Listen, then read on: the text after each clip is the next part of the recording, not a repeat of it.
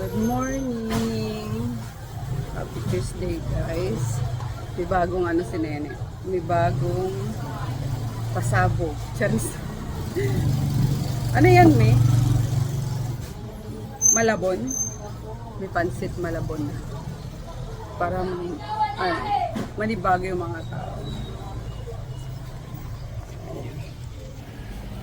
Ayan, pansit.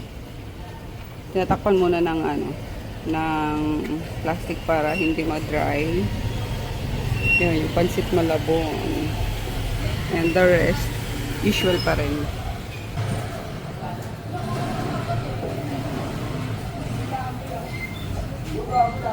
At yan ang kaganapan sa labas. Mga dumadaan na estudyante, mga pasok na mga teachers. Maya-maya na may mga sa trabaho, mga taga City Hall.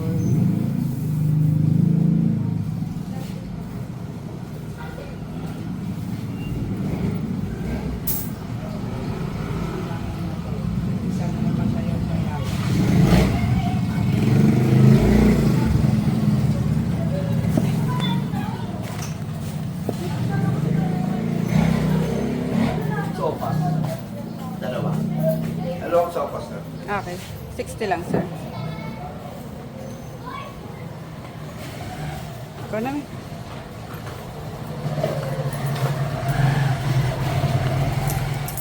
Sir.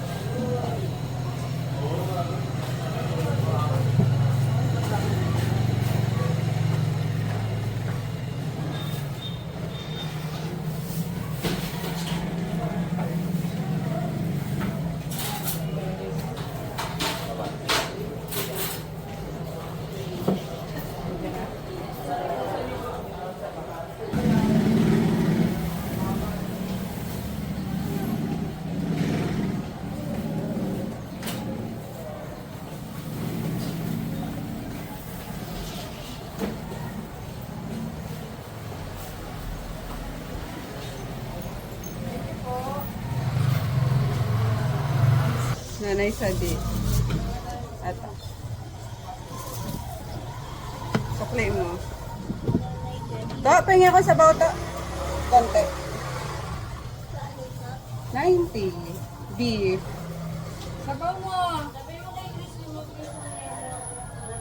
Ayaw mo sabaw? Ayaw ko, ayaw ko. Ayaw niya daw. Ayaw na sabaw. Hindi ito si ano. Kung naka, oo. Wala pa. Siya yung nangihingi.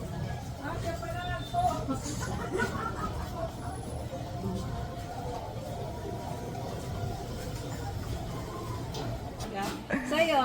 Mali mo ang spelling. Bakit pasoy? Uy, laway po. Laway. Pansit, chicken curry. Wala po. Tsaka, yun. Pansit chicken curry. Walang rice, sir? Wala po. Okay. 100 lang po.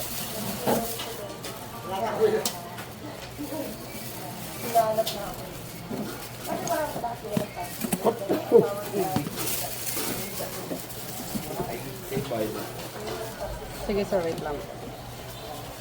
Sir, change niyo. Thank you so much. Ate, pwede ba yung sabaw? Topping sabaw. Ano nga yan, sir? Ito. Adobo. Pansit. Tapos, plain rice doon.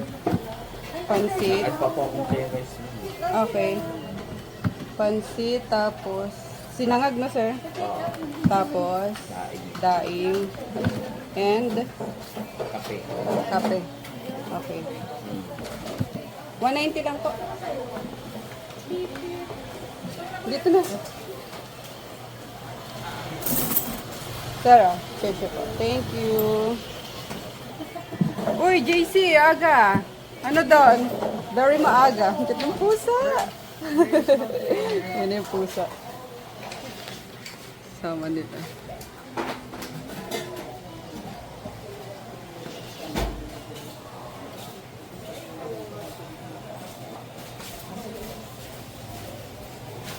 Inaanto ka na naman doon? Ah, doon, naanto ka na naman?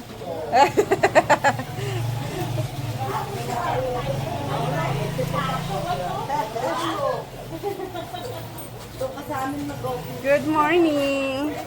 Uniform namin ngayon yan. Kuya. Boy, paabot ako na itong ano, boy, hugasan.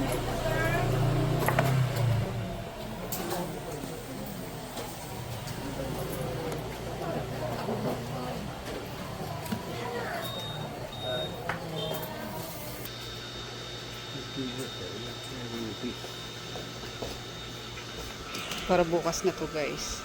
Ito, ang ganda. Papaya. Ubod pa, ba't di ka na gumagawa? Hindi naman dito yung sugataan ng ubod. Pag natikman nila yan, ayun nga eh, di ba? Hindi natin iluluto dati. Ubod na. Masarap yun. Malang ubod. Ay, mahal ba? Malang ubod ang yun.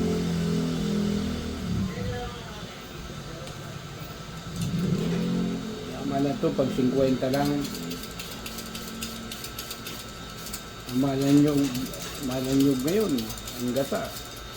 130 na isang kilo. Ang isang nyug, 50, 60, 30. Ilang ginagata mo dyan lang yun? Dalawa. 2 kilo. 260 na.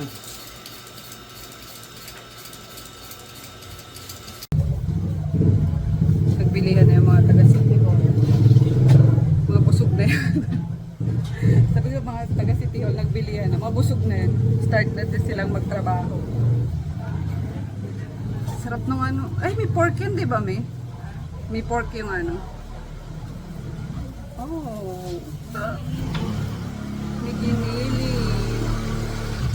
Sabi ko pa naman yung nagpakainin ko. No choice, magtalong tayo. Pritong talong. Tsaka tuyo. Agad. Coffee.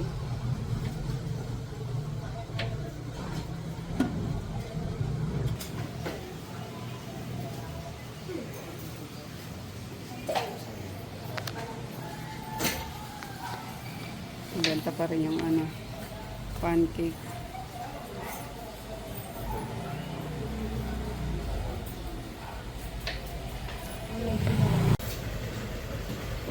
Sarap guys, so pritong talong with bagoong.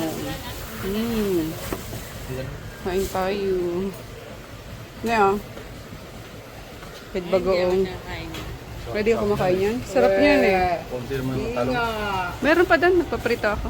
Meron pa. Tumabi ka daw dyan. Tumabi ka na dyan. Kuhanin mo na, doon ka sa mesa. Doon ko yung mainit, ipisangaw na. Ngayon, labasan na. Pasukan naman ng mga panghapon. And konti na lang yung tinda namin. Meron pa ba? Wala na pala eh. Sabi ko konti na lang tinda, wala na pala. Ay na pala eh. Tatanggal na si Mudra. Yung mga ano na lang. May mga patira na lang doon guys. Yung inaantay. Sino kumain ma'am? Wala na, yan na lang ma'am. Puso. Adobo. Pupunta ka dito ng French. Uuwi kang hindi French. Yung iidis na naman. Pati kilay ko nabubura na. Oh. Hindi ko ba napaparetouch?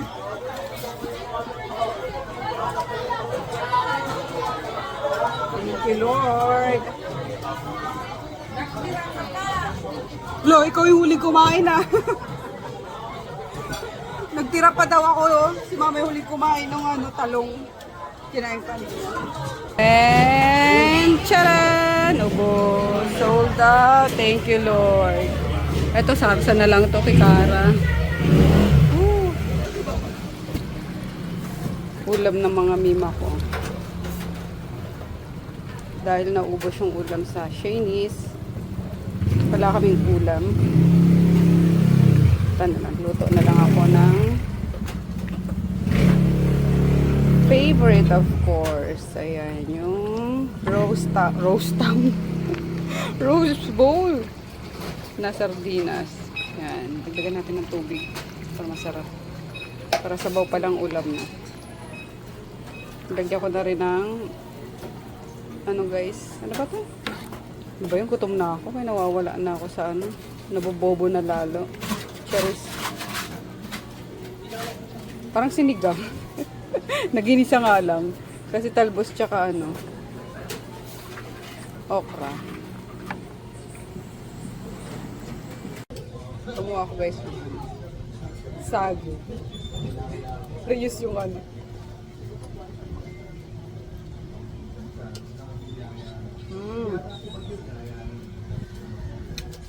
Craving satisfied. Our very own sago. Ne, nagawa na ako ne, oh. Ayaw mo bilan ng sago eh. Bilan ng mga tamanggo. Papabili ako ng sago. Binilan ako ng mangga. Di ginawa ko.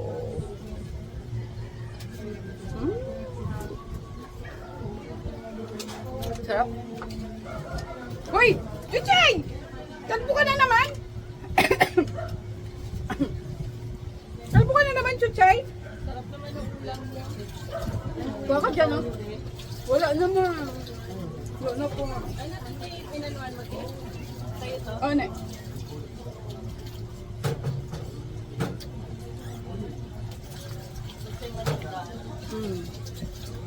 May anak pa nga daw yun, eh.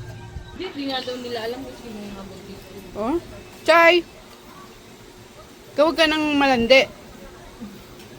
Tanda mo na eh. Bubuntis ka pa eh.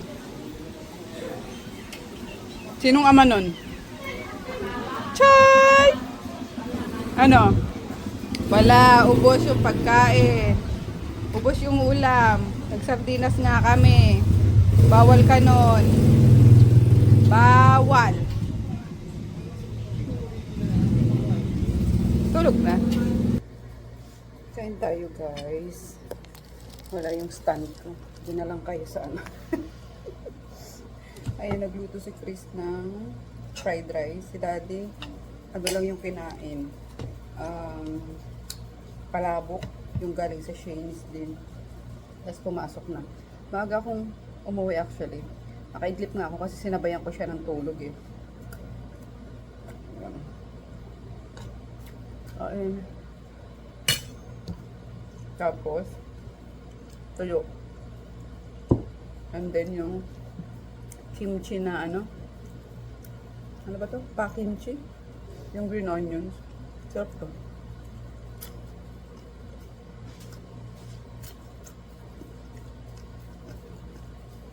Lalo na kapag fermented na talaga. Sarap niya rin papakin. Or sa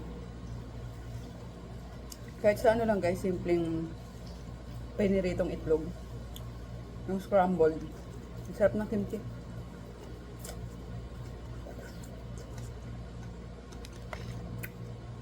Yan nga, yun lang ulam ko. I mean yung fried rice lang, tapos tuyo. Sarap.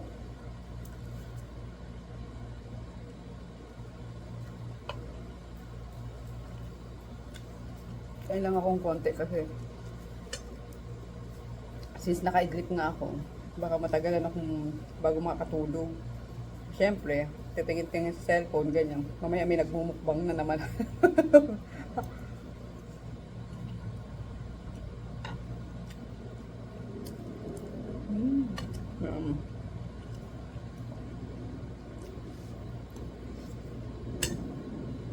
Tapos yung matcha. Matcha latte.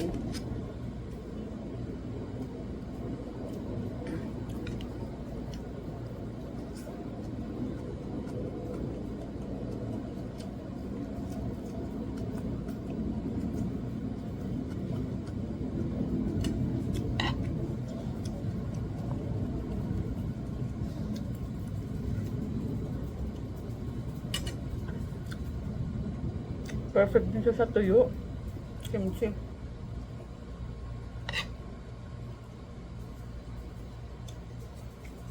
Ito pala guys, kay Ogie Alcacid pala to. Merong dilim. Kay Ogie Alcacid pala tong green food tuyo. Nabili ko lang to sa online eh. Tapos nakita ko na lang na si Ogie Alcacid pala owner niya. Masarap in fairness.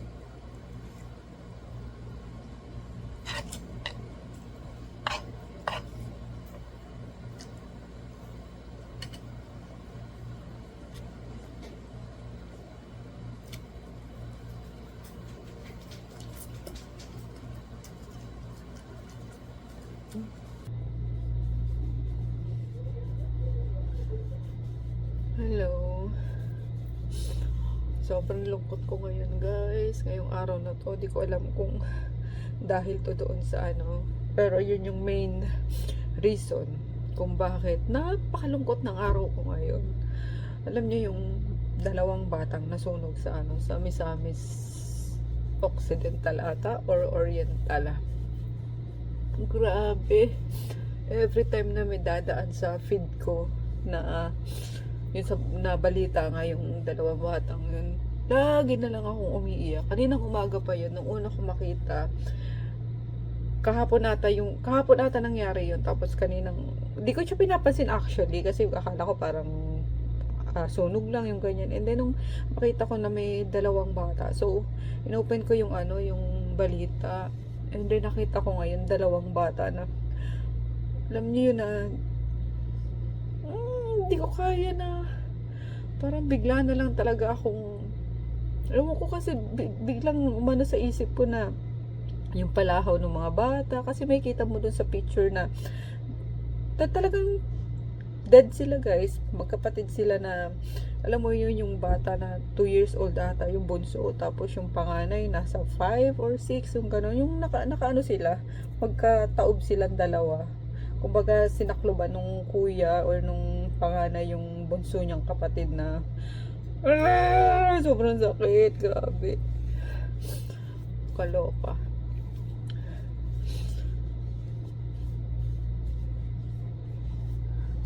Kaya nakatulog din ako kanina, kakaiyak dahil doon sa ano na yun, sa insidente na yun.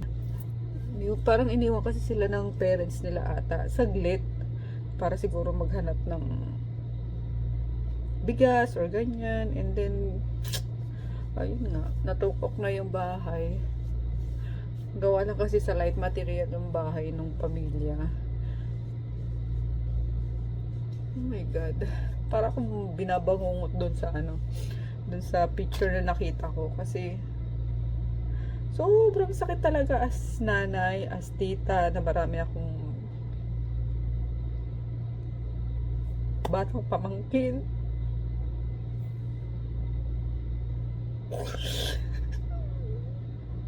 Sobra. Kahit sino siguro guys na makita yung ano na yun, yung picture ng mga batang yung grabe. Kahit sino siguro may iyak sa nangyaring yun. Oh my god. Sa pagiging OA, pero ewan ko, parang nag-ano kasi sa utak ko na yung palahaw, kasi pag umiyak si Chambibi, yung si Shane, yung palahaw ng bata ba na yun nga, ano lang, di ba, nagtatantrums lang, grabe. Pero imagine niyo yung dalawang batang nasusunog na buhay, hanggang sa kinamatayan na lang nila yung pag-iyak siguro, yung sakit na nalalaptos yung katawan nila. Ay, Diyos ko Lord, I cannot. Ano ba, ate? Baka ikaw mapatay sa lungkot, promise. Sobrang lungkot ko yung ngayong araw na to dahil doon.